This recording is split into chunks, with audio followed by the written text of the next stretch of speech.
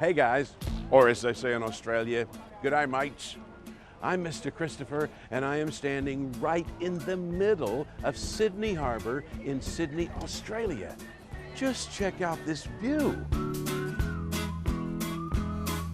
These sites are recognized around the world as some of Australia's most famous landmarks. Thousands of travelers come to this lively city every year to check out these sites. I'm just passing through, so follow me as we hang out with some missionaries who follow Jesus to a part of Australia not too many tourists have seen. When I say Australia, I work in Australia, they think I live in a city, but it's totally different. Welcome to Katherine, a slow-paced town in the Northern Territory of Australia. I met up with John and Carmen Baynes, International Mission Board missionaries who've been working in these parts for years. Northern Territory is a big, big area. It's when they say outback, that's what it is, outback. It's just lots of kangaroos, all kinds, snakes and bugs. Phooey, you're telling me. Does anybody know what this is? No. Hey, wait a minute. Did somebody say termite mound? Yes. Here in Australia, these bugs really know how to build. Look at the size of this thing. John and Carmen are hard at work in the Northern Territory, too. They work with the Aboriginal people, who make up the largest portion of people living in this part of Australia. They're the first people here that live here, so that's why they call them the first settlers of Australia. Because the Aboriginal people were the very first Australians, their ways have impacted the entire country. Art has been an important part of cultures all over the world for thousands of years, and that's certainly true of the Australian Aboriginal people. They use art to tell stories, and you can see these stories all over Australia on rocks. John and Carmen know that many Aboriginal people need to hear the stories about Jesus. And in order to tell them, they have to travel all over the territory.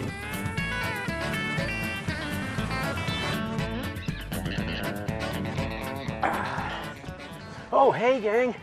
We're getting ready to head down the track, which is what some Australians say for road. Now, because John and Carmen work with Aboriginals living way back in the outback, they spend a lot of time in this truck. So our first stop of the day will be at the community of Kalkarini. That's about a 5-hour drive, so we better get going. So, John, are we there yet? John and Carmen's main job is to teach and train Aboriginal Christians who live in different communities around the territory. This is an awesome way to tell people about Jesus. Because the Bayneses can't be everywhere at once, Christians already living in these communities tell their own neighbors, friends, and families about Jesus. My friend Judith is one of the Christian leaders in Kalkaringi. I was living here all my life. I grew up here. Judith works in the only shop in town. She follows Jesus by loving the people who come into the store and the people she sees along the way. I met other Christians like Judith in the different communities we visited. They're making a difference right where they live, and because they are Aboriginal themselves, they know the best ways to tell the people about Jesus. Do you remember the rock paintings? The Christians here tell Bible stories with paintings too.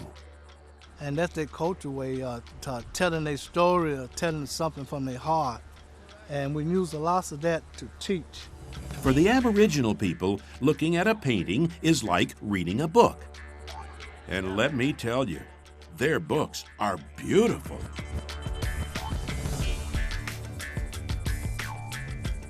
For the Aboriginal Christians the Baynes work with, this is the picture for Jesus. Pray with John, Carmen, and the other Christians here that more Aboriginal people want to follow Jesus too. If they don't know Jesus, and I'm praying for them because He loves them.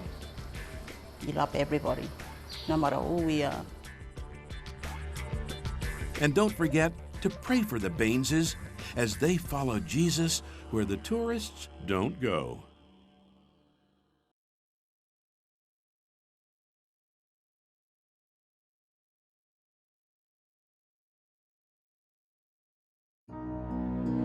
Go tell